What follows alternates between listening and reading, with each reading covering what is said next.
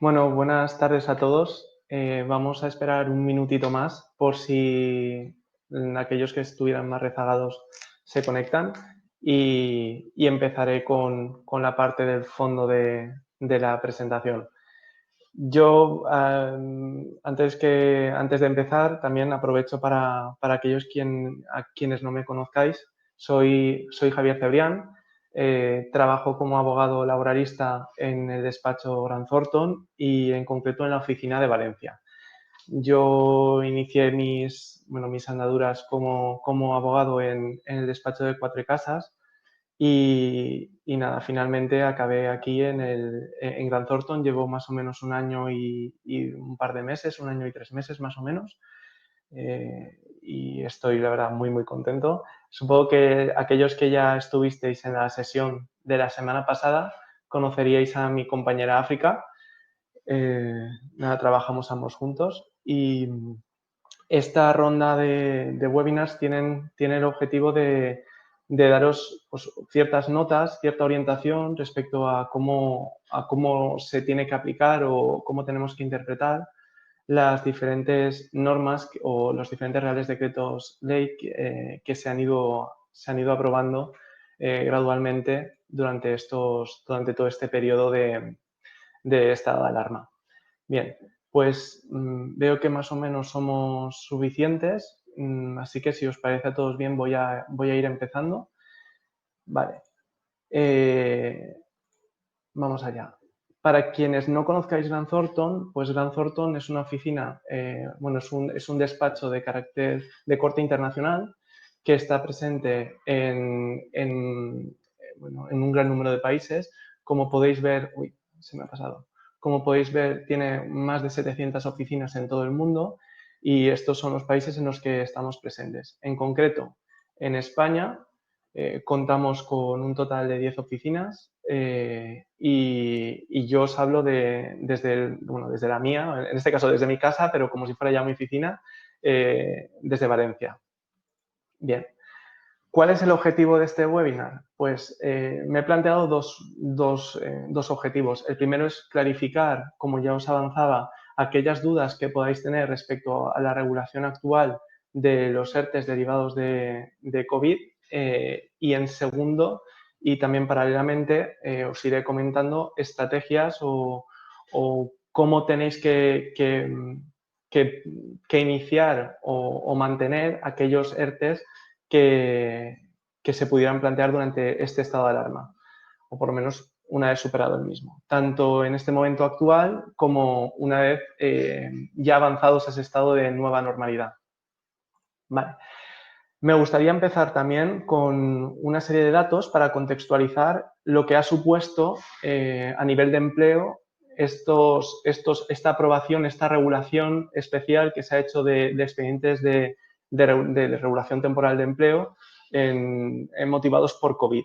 Bien, eh, aquí podéis ver que hasta fecha 30 de abril es una fecha significativa porque es el momento a partir del cual empezaron a anunciarse o empezaron a entrar en vigor todas las órdenes ministeriales de la desescalada, por lo que esa fecha es una fecha que nos permite tener una referencia clara de cuál ha sido el impacto de esta aplicación de medidas extraordinarias de ERTE derivado de COVID.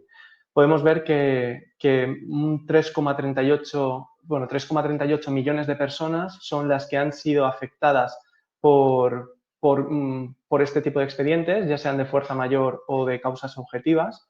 Este 3,38 millones de personas es de personas que estaban de alta en la seguridad social y pasan a estar de baja por suspensión. De esos 3,38 que conforman el total, 1,8 millones están localizadas en la Comunidad de Madrid y Cataluña. Sería casi, bueno, más del 50% de la totalidad de las afectaciones por este tipo de expedientes extraordinarios derivados del COVID. A nivel porcentual, supone una representación de un cuarto del total de personas que están de altas en la seguridad social. Es decir, es como un cuarto de las personas de alta dejan de estarlo y pasan a estar afectadas por este tipo de medidas. Y y la práctica totalidad, el 90%, son ERTEs de fuerza mayor. El resto son de causas subjetivas, pero bueno, era ya bastante de intuir, dadas las medidas que se han ido adoptando a nivel gubernativo, y por tanto lo lógico es que efectivamente el 90% correspondiera a los ERTEs de fuerza mayor. Bien, aquí ya podemos ver un poco el cambio. En estas tablas, es unas tablas que se publicaron por el diario Expansión, si no recuerdo mal, hace nada, no sé si fue el lunes o el martes, creo que fue el lunes, en la cual hace un análisis de cuál ha sido la evolución de la disminución de las altas en seguridad social, es decir, de este número de personas trabajadoras que estaban en su día de alta antes del inicio del estado de alarma en seguridad social y que pasan a estar de baja una vez iniciado este estado de alarma. Vemos que en marzo y abril es donde se alcanza ese pico, que es el que yo os he comentado en la slide anterior, y que precisamente cuando se empiezan a implantar las medidas de desescalada, se empiezan a publicar esas órdenes de desescalada, se empiezan a recuperar trabajadores. A fecha 12 de mayo, que es justo la fecha en la que se firmó ese Real Decreto 18/2020, que es del cual hablaremos prácticamente toda la sesión, ya se recuperan 150.000 empleos. Hay 150.000 personas que en su día estaban afectadas y ya no lo están.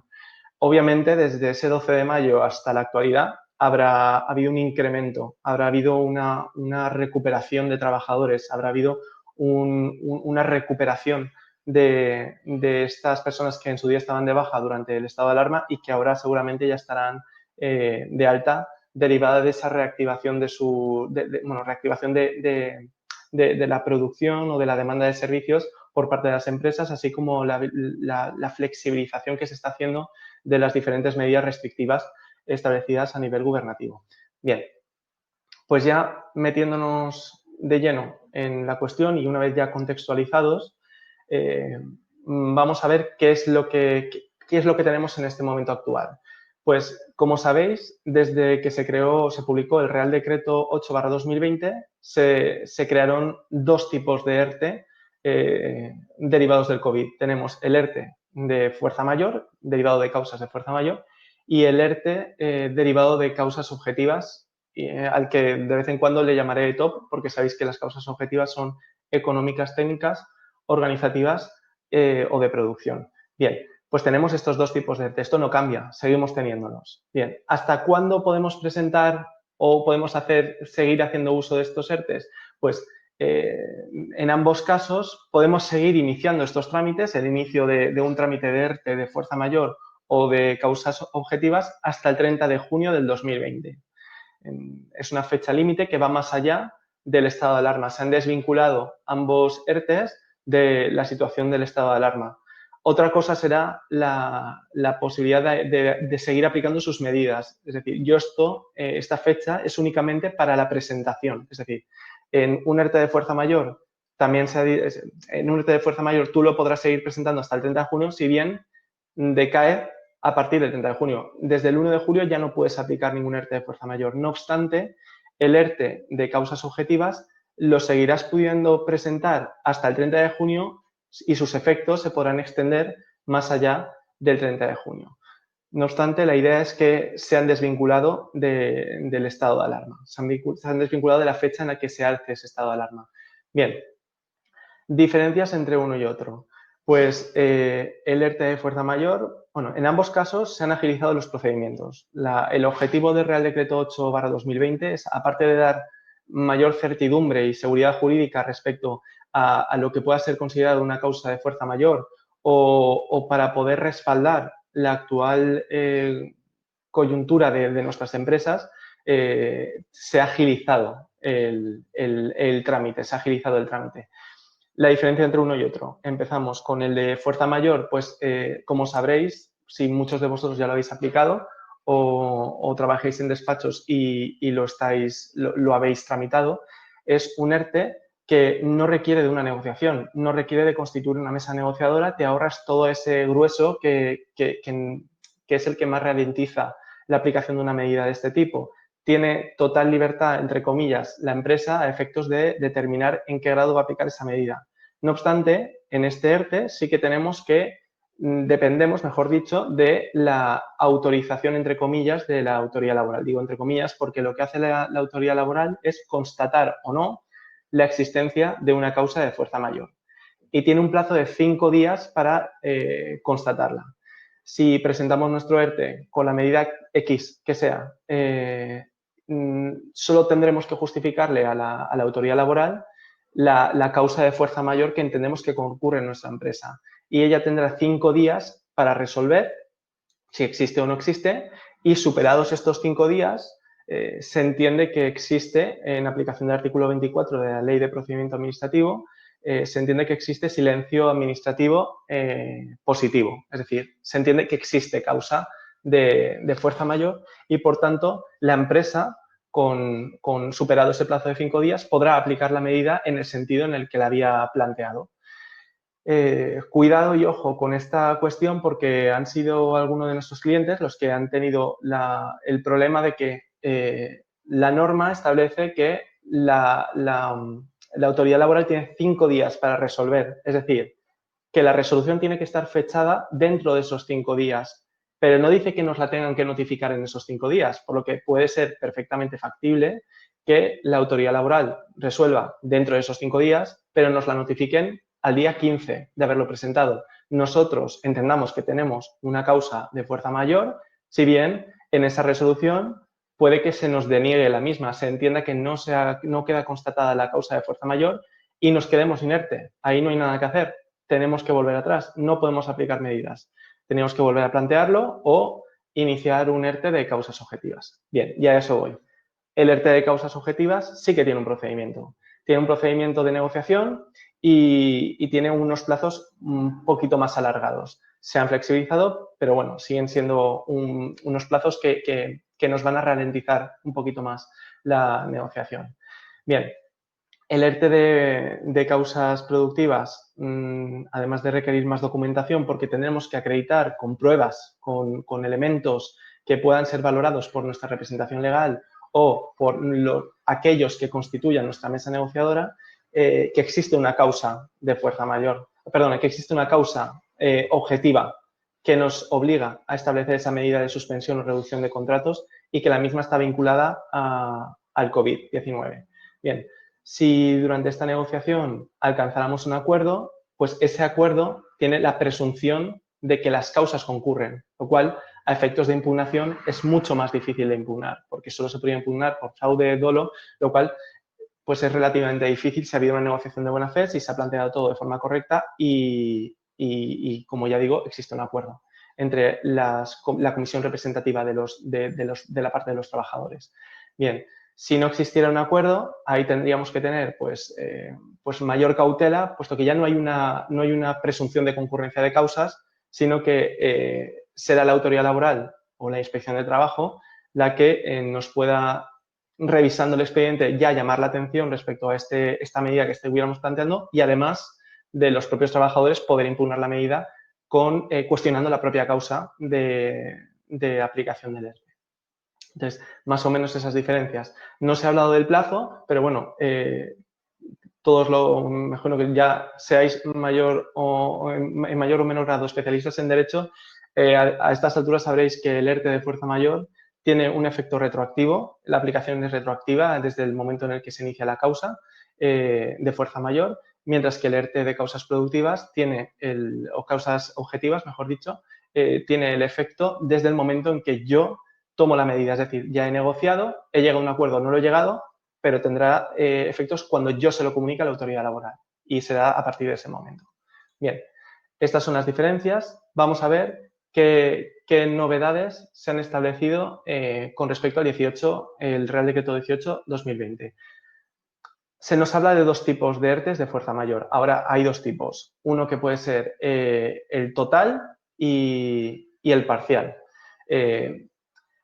La redacción puede ser un poco confusa respecto a si se podrán seguir planteando a partir de la aplicación del Real Decreto, de la entrada en vigor del Real Decreto 18/2020, ERTEs de fuerza mayor, ya os puedo decir que sí, se pueden seguir aplicando, de hecho los hemos aplicado y lo único que recomendamos y la cautela que tendremos que tener es en aquella causa, la causa que aleguemos de fuerza mayor, porque ya han pasado pues 2 meses desde el inicio del estado de alarma, desde el inicio de las medidas restrictivas y, por tanto, en la continuidad de ese estado de excepcionalidad en la empresa pues será más difícil de acreditar y tenemos que hacer un esfuerzo en esa memoria que presentemos del ERTE de fuerza mayor.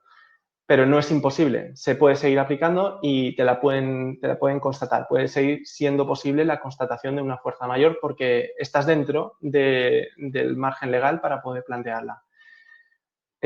¿Se podrían simultanear un ERTE de fuerza mayor y un ERTE de causas objetivas? Sí, se pueden simultanear perfectamente. Podemos tener una empresa multiactividad que para unas determinadas actividades esté afectada por un ERTE de fuerza mayor, mientras que por otras no, pero sí que se vea afectada indirectamente, con lo cual nos puede generar esa necesidad de plantear un ERTE de causas objetivas. Y para lo que digo, una parte de mi empresa estará aplicando un ERTE de fuerza mayor y para otra un ERTE de causas objetivas. ¿Cabe la transición de un ERTE de fuerza mayor a un ERTE de causas objetivas? Pues esto era la gran duda que existía antes del Real Decreto 18/2020. Todos ya intuíamos que efectivamente se podía. No obstante, lo que nos planteábamos los abogados era si se iba a agilizar el trámite del paso de uno a otro, teniendo en cuenta que si yo paso de una fuerza mayor, obviamente estoy afectado por COVID y, por tanto, voy a tener una necesidad productiva, organizativa, o voy a tener una causa económica que me va a obligar a continuar con la aplicación de este tipo de medidas. Bien, pues lo que ha hecho este Real Decreto 18/2020 es permitir la posibilidad de, una vez determinado que la fecha fin de efectos de todos los ERTEs de fuerza mayor es el 30 de junio del 2020, pues hasta el 30 de junio del 2020, como ya os he avanzado antes de esta diapositiva, se podrán seguir planteando ERTEs de causas objetivas y este planteamiento, la fecha de efectos de dicho ERTE, se podrá retrotraer al momento en el que decaiga nuestro ERTE de fuerza mayor. Si nuestro ERTE de fuerza mayor ha decaído cuando se levante el estado de alarma, pues podríamos, si hemos negociado durante este tiempo o negociamos posteriormente al momento en el que decaiga la causa de fuerza mayor y antes de haber iniciado la negociación antes del 30 de junio, podremos aplicar con efecto retroactivo las medidas de suspensión o de reducción de contratos. Es como revivir los efectos del ERTE de fuerza mayor, es decir, mantener la suspensión o reducción de contratos como si no hubiera habido ningún tipo de lapso temporal en el cual estuviéramos negociando este tipo de medidas. Pero la condición es plantear el ERTE antes del 30 de junio del 2020. Bien.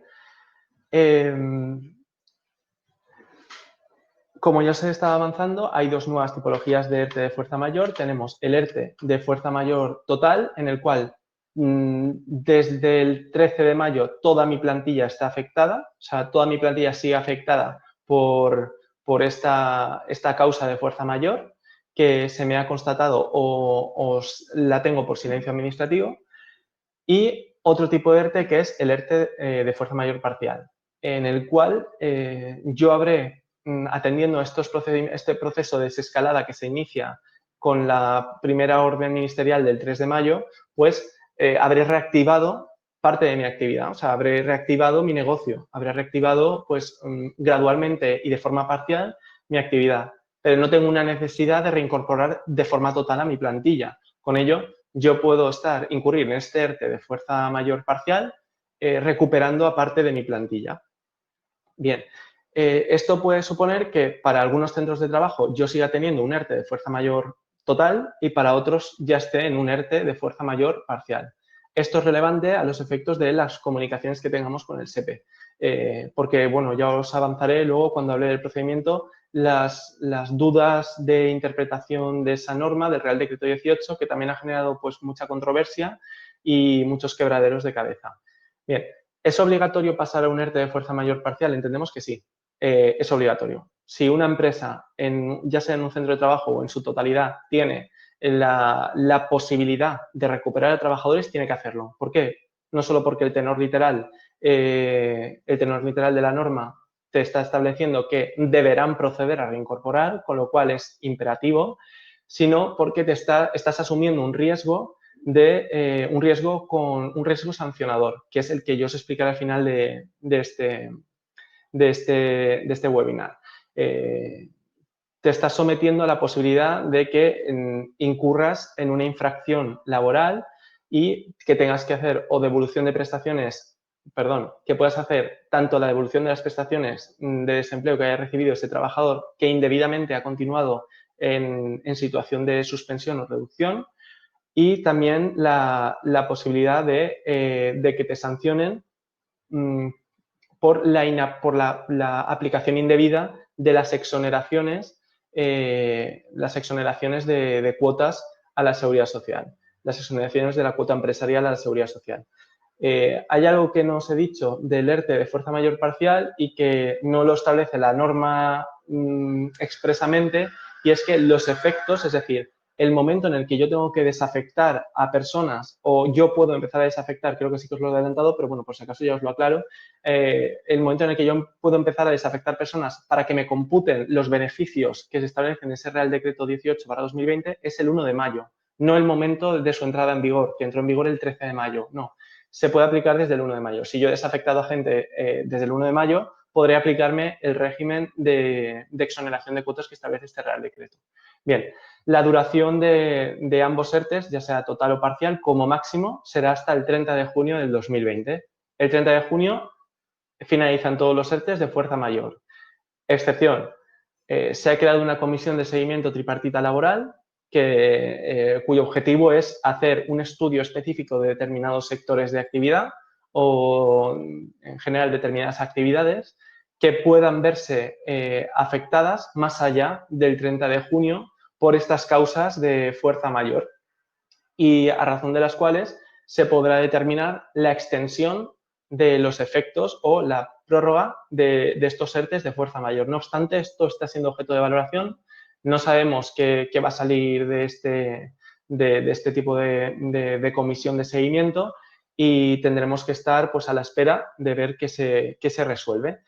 Pero es posible en el ámbito pues tanto turístico, de hostelería, todos los que dependan de esta movilidad de personas a nivel internacional, pues seguramente se van a seguir viendo afectadas hasta pues más allá del 30 de junio, con perfecta claridad. Veremos, porque también nuestro gobierno pues cambia un poco de tercio, sin hacer ninguna valoración política, pero realmente estamos sometidos a una cierta inseguridad. Entonces, no sabemos qué va a pasar. Lo que sabemos es que existe esa comisión, se está empezando a reunir y veremos a ver qué sale de ella, qué novedades podemos obtener de esta comisión. Bien, algo novedoso en este proceso de desescalada es la posibilidad de desafectar a personal. La desafectación de personas en medidas colectivas como esta no está regulada, no estaba regulada, no hay una regulación normativa de la desafectación. ¿Cómo tengo que hacerla? No lo sabíamos. La única referencia que teníamos antes de este Real Decreto era el artículo 3 de este del Real Decreto 9/2020, que establece la obligación para las empresas de comunicar cualquier modificación de datos sobre las suspensiones o reducciones que se comunicaran al SEPE. ¿Qué quiere decir esto? La desafectación siempre es posible. Al menos es el planteamiento que tenemos a nivel legal. Tú podías desafectar personas desde el mismo día en el que se constató la fuerza mayor o de que iniciaras los efectos de tu ERTE de causas objetivas. Pero no hay una regulación de cómo se tiene que realizar esto. Nos basamos en la intuición, además de la normativa general.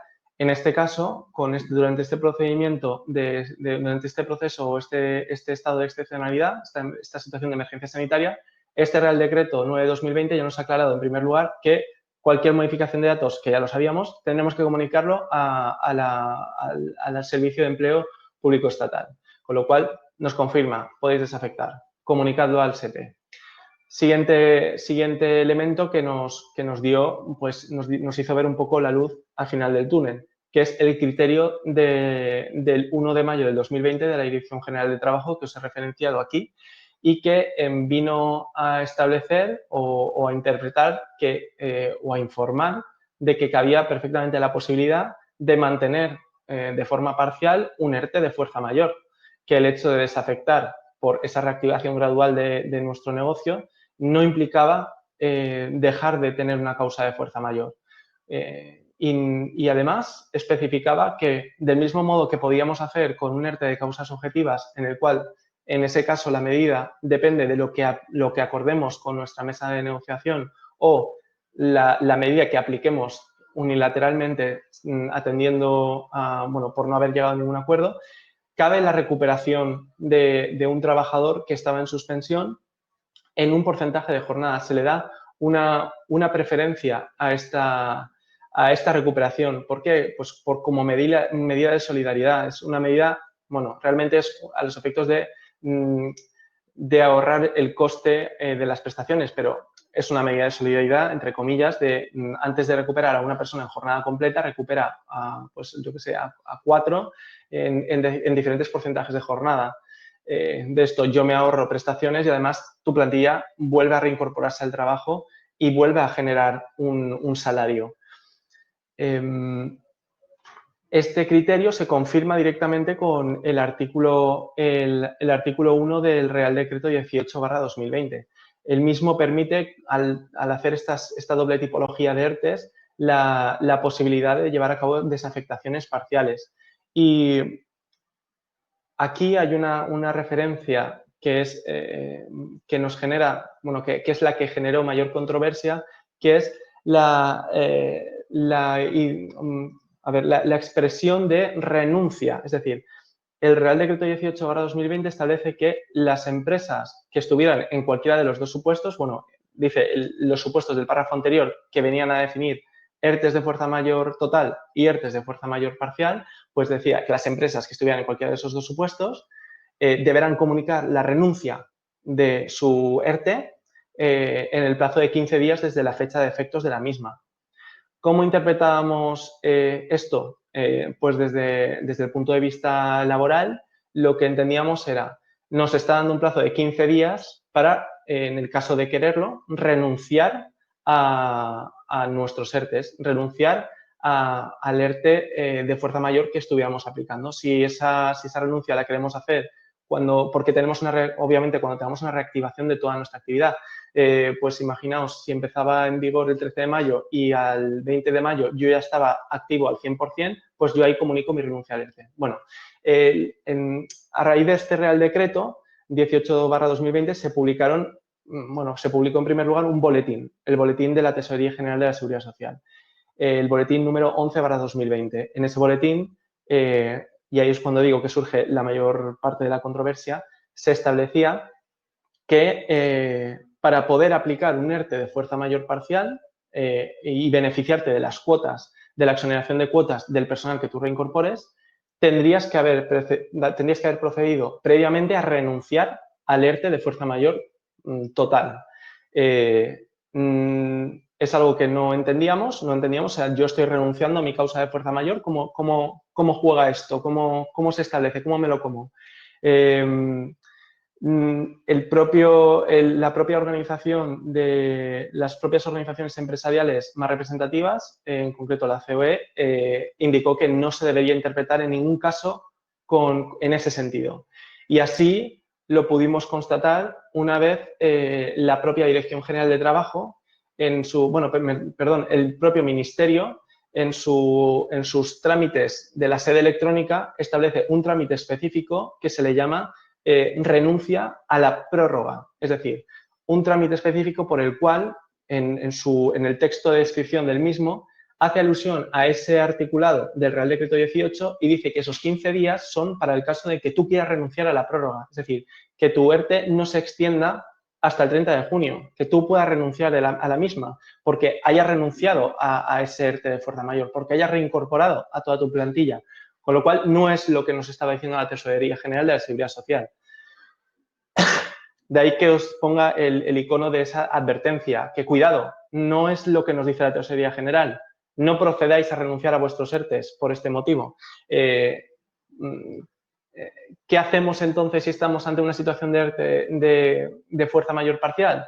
Pues proceder a desafectación de trabajadores y en esa desafectación, en ese procedimiento de desafectación, además de comunicar al SEPE, que eso ya nos lo dicen expresamente, hacemos una comunicación a la autoridad laboral y en esa comunicación a la autoridad laboral lo que nosotros estamos aplicando es la determinación de que estamos ante un ERTE de fuerza mayor parcial. Pasamos de un ERTE de fuerza mayor total a un ERTE de fuerza mayor parcial. ¿Por qué? Porque queremos seguir manteniendo la medida de fuerza mayor en nuestra empresa, si bien parcialmente, porque tengo una cierta recuperación de mi actividad que quiero atender con ese personal que hasta ahora no estaba en mi empresa o estaba en un porcentaje de jornada y lo necesito reincorporar. A su vez, también haremos la comunicación a las personas trabajadoras afectadas. Esto es lo normal, o sea, tenemos que comunicar a nuestras personas trabajadoras. Y luego una comunicación a la representación legal de los trabajadores. Esto ya es cautelar, no hay una obligación, nosotros lo recomendamos.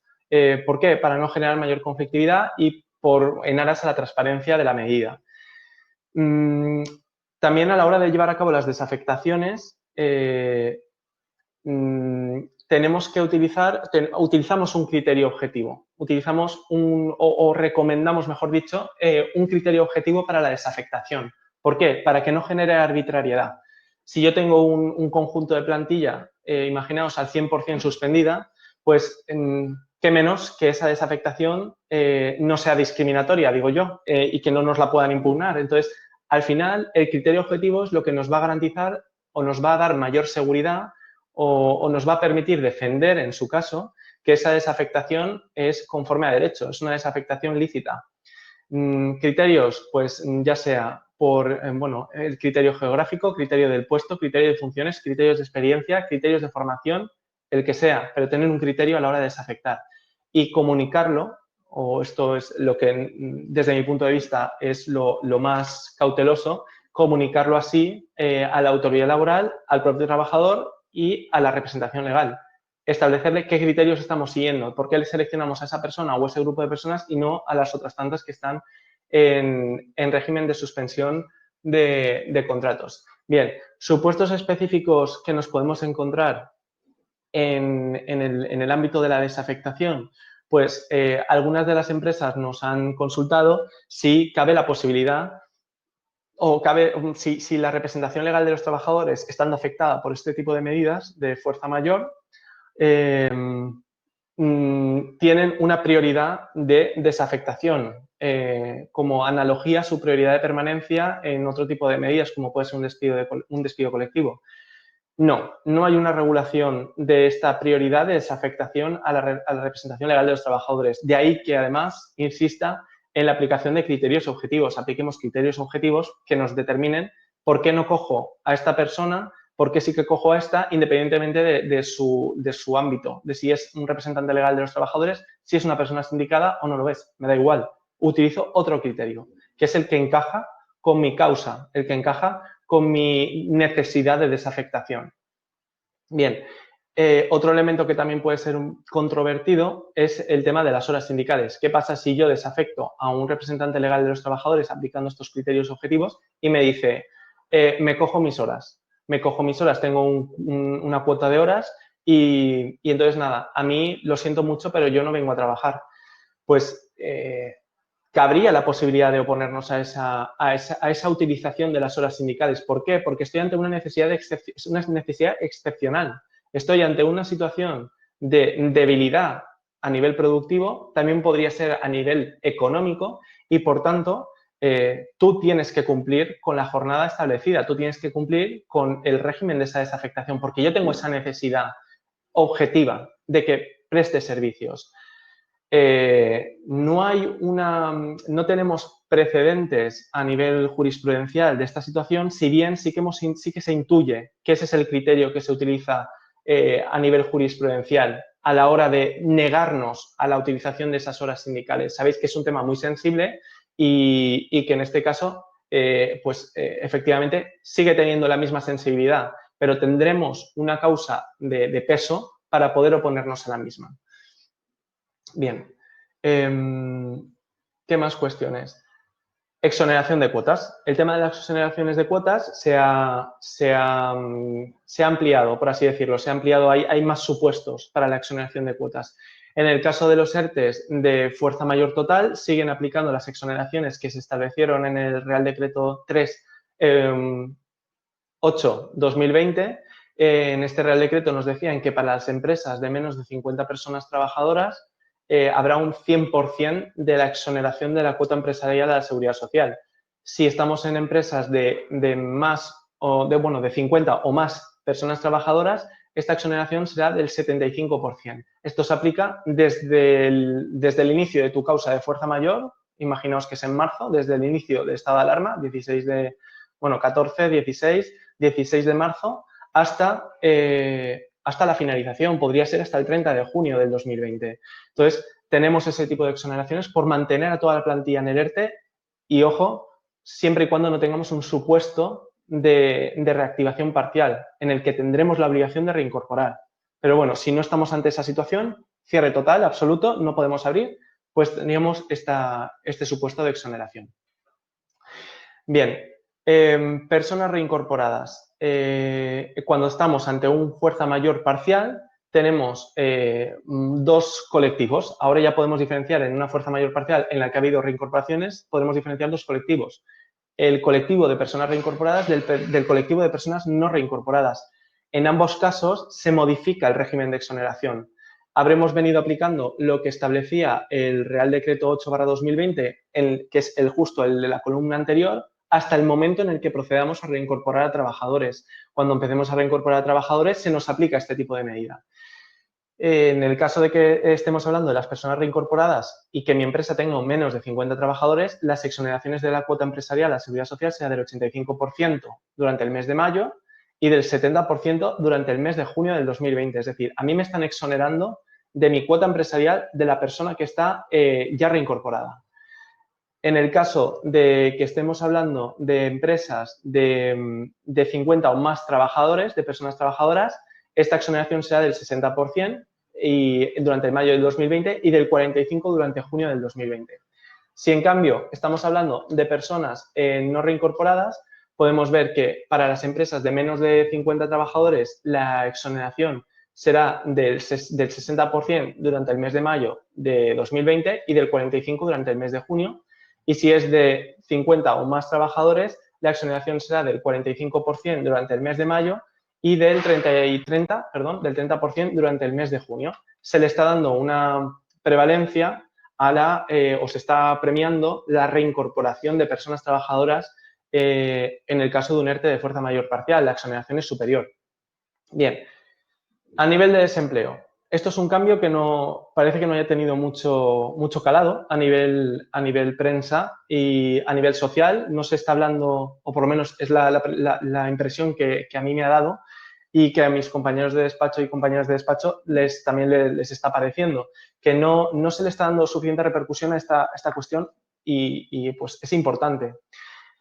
Hasta el 30 de junio del 2020 se seguirán aplicando las medidas extraordinarias en materia de prestación de desempleo establecidas en el artículo 25 del Real Decreto 8/2020. Es decir, no exigen periodos de carencia, no exigen periodos de cotización previos y tenemos el acceso a la prestación contributiva del desempleo en el régimen establecido en el régimen establecido en la Ley General de la Seguridad Social, con los importes y con los límites establecidos, pero no me exigen ese acceso, ese periodo de carencia para acceso. Y además, no estoy consumiendo mi prestación, la prestación de desempleo que me corresponde a mí como persona trabajadora. La prestación que me corresponde a mí como Javier Cebrián no la estaría consumiendo gracias a estas medidas.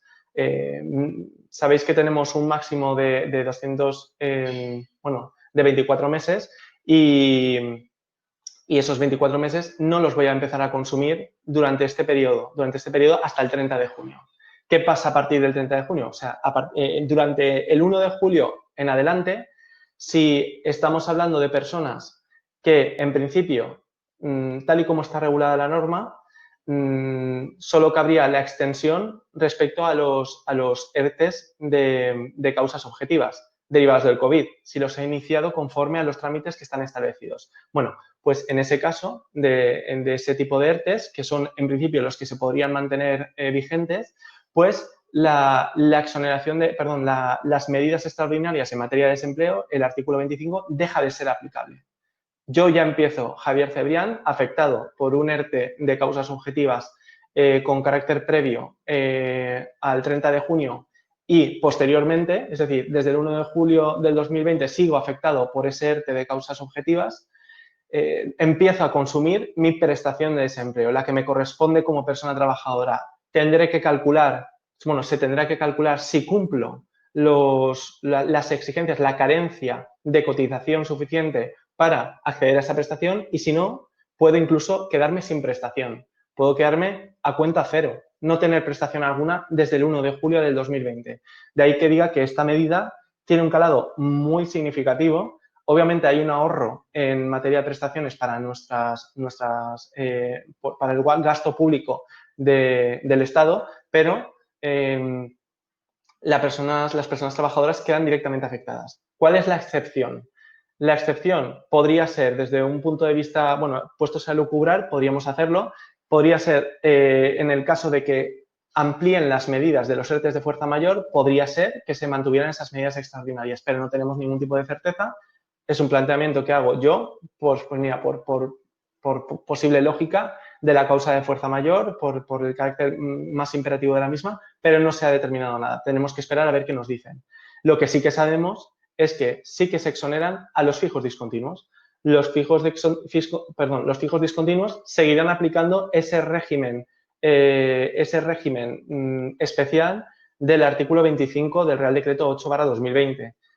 Aquellos que estuvieran afectados por medidas de suspensión o de reducción de contratos por causas objetivas derivadas del COVID, seguirán aplicando este régimen. No consumirán su prestación de desempleo, la que le correspondería como individuos, como personas trabajadoras. No se les exigirá un periodo de carencia.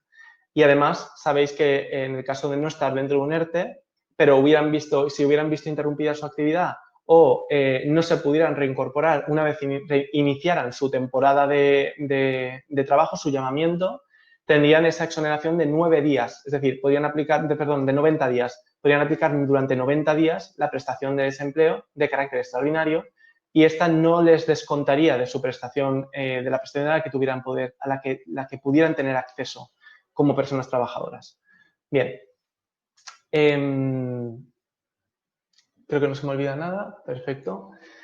¿Qué riesgo estamos asumiendo si incurrimos en ciertos incumplimientos o incurrimos en ciertos defectos en nuestros ERTEs de fuerza mayor? Por un lado, podemos estar en el supuesto de que, sobre todo cuando se está advirtiendo de los ERTEs de fuerza mayor de carácter parcial, si yo no reactivo cuando puedo y debo mi parte de mi actividad y no reincorporo a personas trabajadoras, puedo incurrir en un fraude de desempleo, es decir, puedo estar aplicando una medida de suspensión de contratos o de reducción de jornadas cuando no es necesaria, puesto que mi actividad se está recuperando, y ello genera la improcedencia para el trabajador de la obtención de una prestación de desempleo, es decir, que obtenga una prestación de desempleo de forma indebida. Este incumplimiento se determina por persona trabajadora. Por cada persona trabajadora en la que yo incurra en ese supuesto, pues estaré cometiendo este tipo de infracción. Además de la posible responsabilidad penal dependiendo del grado de ese incumplimiento. Esta infracción se regula desde, como ya os he dicho, desde dos órganos, el órgano social, por así decirlo, el de infracciones y sanciones del orden social, la ley de infracciones y sanciones del orden social, como por el Código Penal. En el caso de la ley de infracciones y sanciones del orden penal, del orden social, tenemos que sería un supuesto de infracción muy grave y genera el riesgo de que la Inspección de Trabajo nos proponga multa de entre 6.251 euros a 187.515 euros con los criterios de gradación que establece la propia Ley de Infracciones y Sanciones del Orden Social. Además de las sanciones accesorias, como puede ser la devolución de las prestaciones, porque en la devolución de las prestaciones le corresponde a la empresa devolverlas. Luego ya las descuentas al trabajador, a la persona trabajadora, pero tú tienes que devolverlas, eres tú quien tiene que cumplir con esa devolución. ¿Qué pasa? También existe el riesgo penal. El artículo 307 del Código Penal tipifica este tipo de incumplimientos, este fraude, esta recepción, realmente es un fraude a la seguridad social, es un fraude a las prestaciones públicas, en este caso del desempleo. Lo tipifica como un delito que puede ser susceptible de condena de prisión de 1 a 5 años si la cuantía que se ha recibido de forma indebida como causa imputable a la empresa es superior a 50.000 euros e inferior a 120.000, o de una condena a prisión de entre 2 a 6 años si la cuantía defraudada es superior a 120.000 euros. Además de la posible multa, que puede ser el sextuplo o 12 veces el valor de lo defraudado, que también tendré que aplicarla. En ambos procedimientos son alternativos, o uno u otro. Hay una incompatibilidad. El principio non bis in idem no se puede aplicar las dos a la vez, solo se nos puede aplicar una. Lo habitual es que se aplique la parte de la ley, o sea, se aplique la ley de infracciones del orden social. No obstante, nada quita a que, atendiendo a la magnitud de este incumplimiento, tengamos que aplicar el Código Penal. ¿Qué otro tipo de infracciones podemos incurrir si no realizamos no llevamos a cabo esta desafectación de trabajadores por estar en un ERTE de fuerza mayor parcial? Pues estaríamos ante una deducción indebida de las cuotas de la Seguridad Social. Como sabéis, estamos exonerándonos las cuotas al 100, podrían ser hasta el 100%, o el 70% si estamos en empresas de 50 o más trabajadores.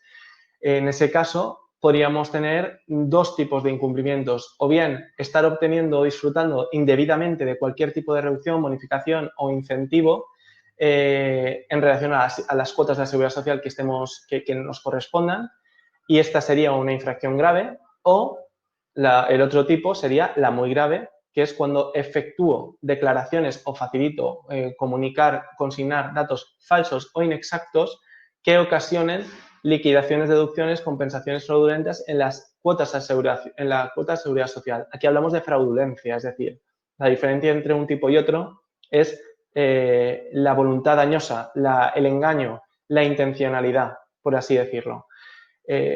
Pues efectivamente tenemos el supuesto de grave o muy grave. Si estamos ante el supuesto de grave, estaríamos en el artículo 22.9 de la LISOS, que es sancionado con multa de entre 626 a 6.250 euros, y si estamos ante un supuesto muy grave, podríamos ser sancionados con multa de entre 6.251 euros a 187.515 euros, además de la multa accesoria de devolución de esas cuotas exoneradas. En este caso, os preguntaréis, ¿se aplica lo mismo que en el ámbito de la salvaguarda de empleo? Es decir, ¿se aplica el mismo régimen? No se aplica el mismo régimen. En el caso de la salvaguarda de empleo es un caso excepcional establecido legalmente, es decir, establecido por este mismo Real Decreto 18/2020. Ya estaba recogido previamente en el Real Decreto 8/2020, pero ha sido modificado por el Real Decreto 18/2020. Ahí sí, ahí hay una exoneración, esta devolución es total, de todas las cuotas. Aquí sería por persona trabajadora, es decir, puede que solo esté afectando a esas personas que no estoy reincorporando y que debería. Pues con esa exoneración de cuotas que afecta a esas personas trabajadoras, yo tendré que llevar a cabo esta devolución. Bien, Con esto ya tenéis como una visión completa de cuál es el estado actual de la situación, qué puedo hacer o no puedo hacer, qué opciones tengo. ¿Tengo que seguir? ¿No tengo que seguir con mi ERTE de fuerza mayor? ¿Tengo que pasar un ERTE de fuerza mayor parcial? ¿Estoy ante una situación de total? ¿Negocio un ERTE de causas objetivas? Por lo que, llegando el fin,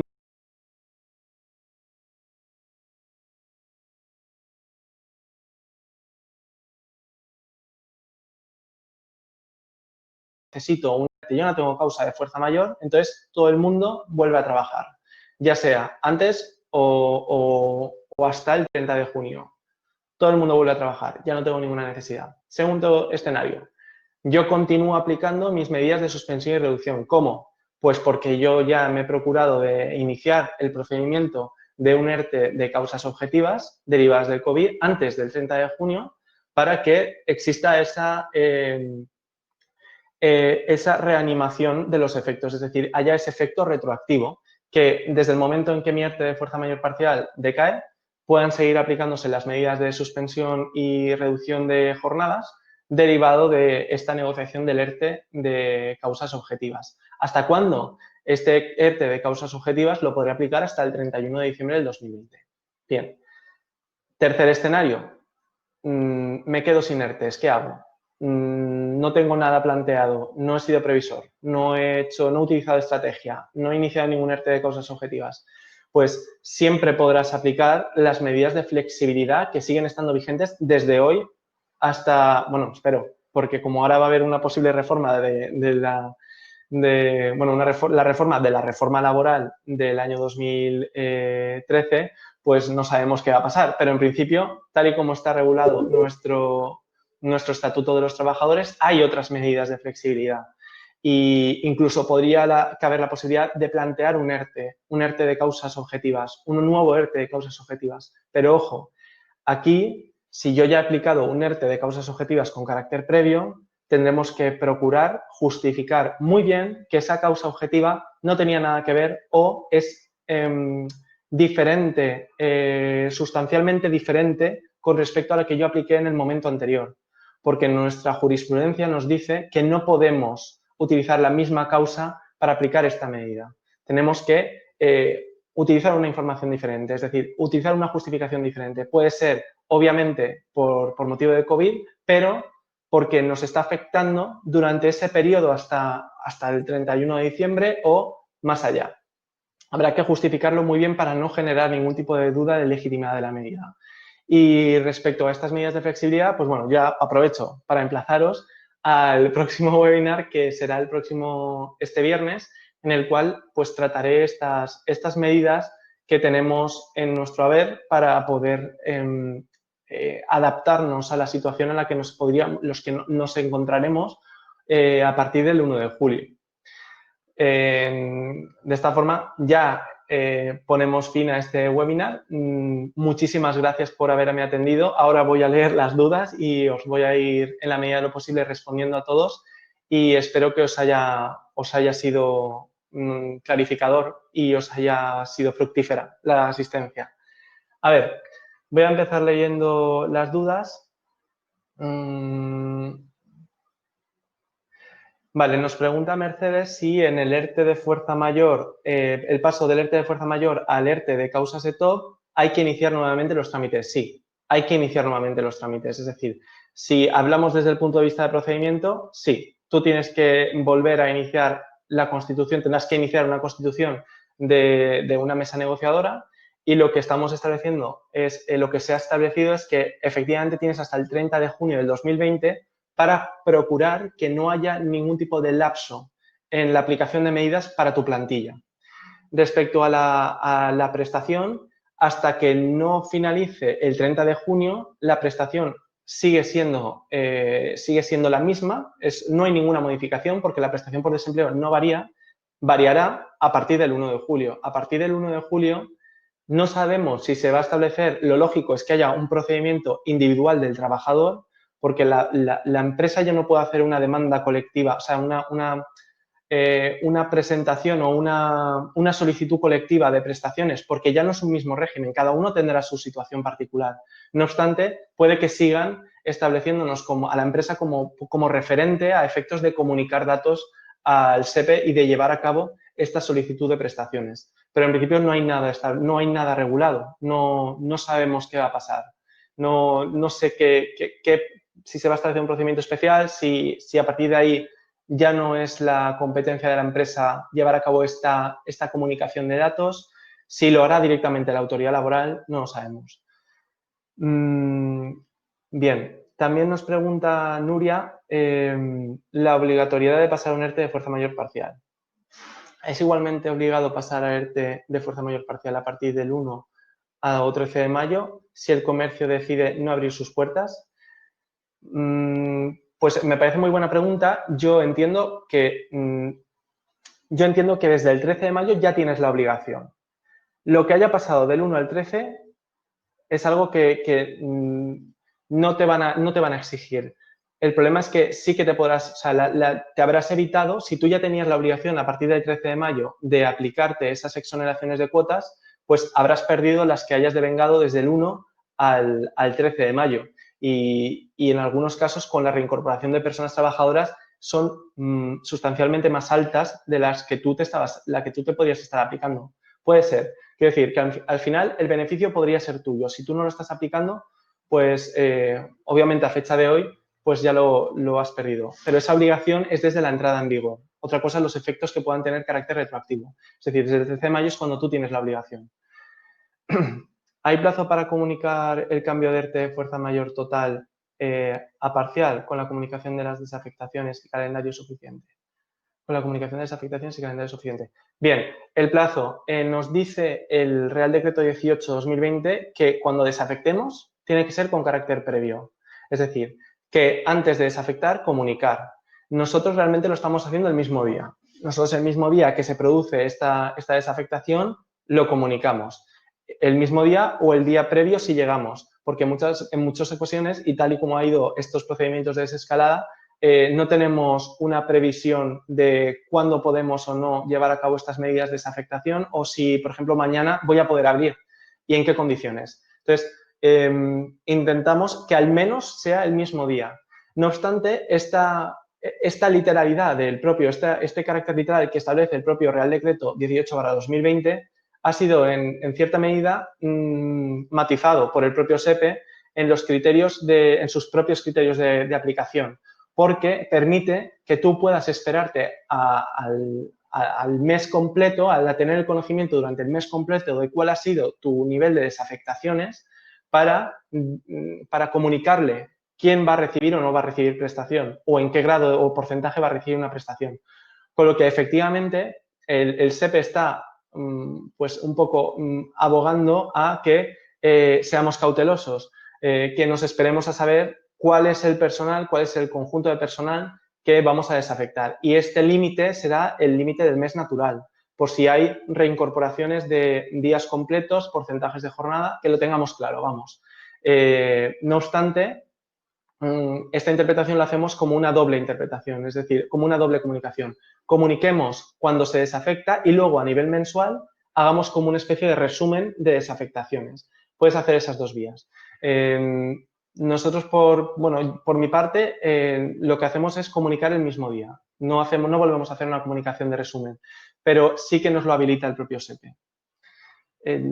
Mercedes nos pregunta, ¿los 6 meses que hay que mantener a los trabajadores empezarían a contar entonces desde el 1 de mayo o podría ser antes?